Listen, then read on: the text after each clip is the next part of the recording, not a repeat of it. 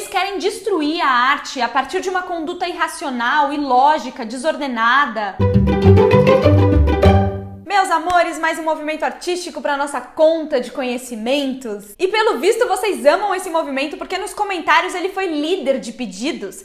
Dadaísmo! Eu também adoro os dadás e tô bem animada pra fazer esse vídeo. Primeiro vamos entender um pouco do contexto do mundo pra tentar pensar como estavam as cabecinhas artísticas naquele momento. 1914, Primeira Guerra Mundial, o mundo vinha em uma toada de desenvolvimento, tecnologia, o crescimento urbano, mas aí rolam os horrores e os absurdos desumanos da guerra e os artistas ficam totalmente decepcionados com tudo. É nesse cenário que um grupo de anarquistas intelectuais germânicos que estavam com muita raiva e cínicos com o mundo racional criam o dadaísmo. Tudo começou quando Hugo Ball, um jovem intelectual alemão, fugiu para Zurique durante a Primeira Guerra e lá ele abre um clube de artes onde se pudesse dividir ideias acima da guerra e do nacionalismo. Esse espaço é o Cabaret Voltaire e a ideia era convidar artistas para apresentar números musicais e leituras em encontros diários. Um dos artistas que aceitou o convite foi o poeta romano Tristan Tzara. O Tzara era um cara mais intenso, nihilista, pronto para se fazer ouvir, enquanto Ball era mais calmo e subversivo. E juntos eles fundam o dadaísmo. O dadaísmo é contra tudo, contra o establishment, contra a sociedade, contra a religião e, acima de tudo, contra a arte. Eles querem destruir a arte a partir de uma conduta irracional, ilógica, desordenada. Mas eles eram muito inteligentes e sabiam que para o movimento deles ter efeito, eles não podiam jogar as ideias aleatoriamente em qualquer lugar. Eles tinham que operar dentro do mundo da arte. E apesar deles negarem e desprezarem os movimentos modernistas,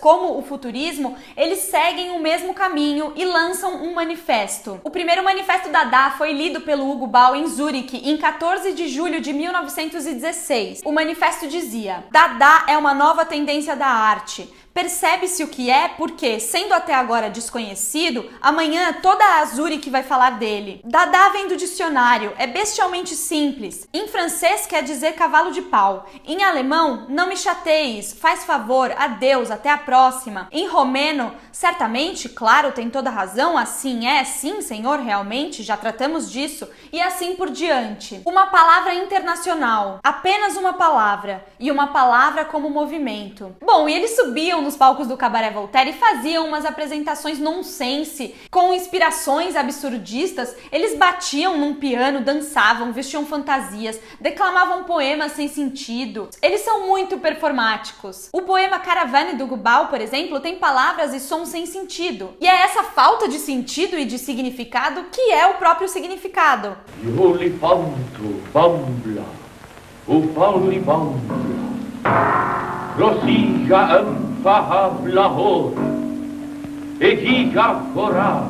É como se fosse uma celebração da infantilidade, porque afinal de contas, os adultos destruíram o mundo. E essas apresentações, elas têm críticas ferozes à guerra. Quando eles leem um poema ao mesmo tempo em 3 línguas diferentes, são os homens de nacionalidades distintas morrendo juntos ao mesmo tempo no mesmo lugar. Parece besteira, mas o dadaísmo é um dos movimentos mais intelectualizados. Eles propunham, por exemplo, a criação de um novo sistema baseado no acaso, porque para eles a vida é aleatória e imprevisível. Então o Tristan Tzara cria uma receita para fazer um poema dadaísta que era basicamente recortar palavras de um jornal, colocar elas dentro de um saco, balançar, tirar uma a uma e escrever na ordem que elas saíssem. Nas artes, o Hans Arp, que tinha sido membro do grupo Cavaleiro Azul junto do Kandinsky, ele também vai nessa onda de exercer o mínimo controle possível sobre a obra e pega a técnica do papier-collé do Picasso e do Braque, que para ele é incrível porque eles estão inserindo objetos do dia a dia no mundo das belas artes, e ele joga aleatoriamente esses pedaços de papel na tela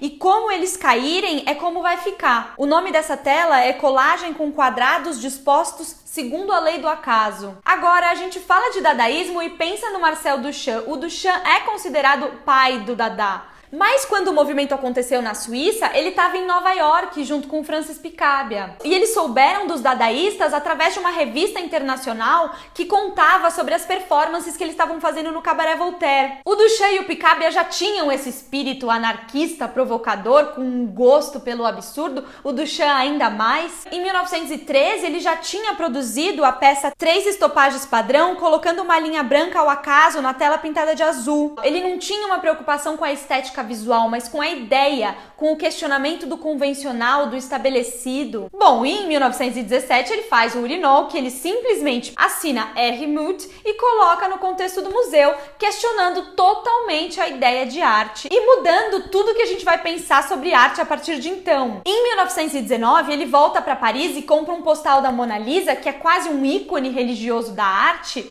e ele desenha bigodes nela e escreve L-H-O-O-Q, que lido em francês soa como a frase "ela tem fogo no rabo". A tela Célèbre do Max Ernst, feita em 1921, é considerada uma tela de transição entre o Dada e o surrealismo, porque ela mistura o aspecto de colagem Dada com a atmosfera de sonho do surrealismo. O elefante bem mecânico, a mulher sem cabeça, eles têm as características absurdas do dadaísmo e ao mesmo tempo oníricas do surrealismo. Em 1924, o dadaísmo se converte em surrealismo com um manifesto escrito pelo André Breton. Esses dadás, eles são muito vanguarda e eles vão deixar um legado muito importante para a arte. O dadaísmo influencia a pop art, a geração beat, o punk, é a base para a arte conceitual. Maravilhosos! Vamos conversar aqui nos comentários sobre dadaísmo. Voltaremos em breve com outros movimentos artísticos, então se inscreve aqui no canal, dá like nesse vídeo, redes sociais pra gente falando. Um beijo pra vocês!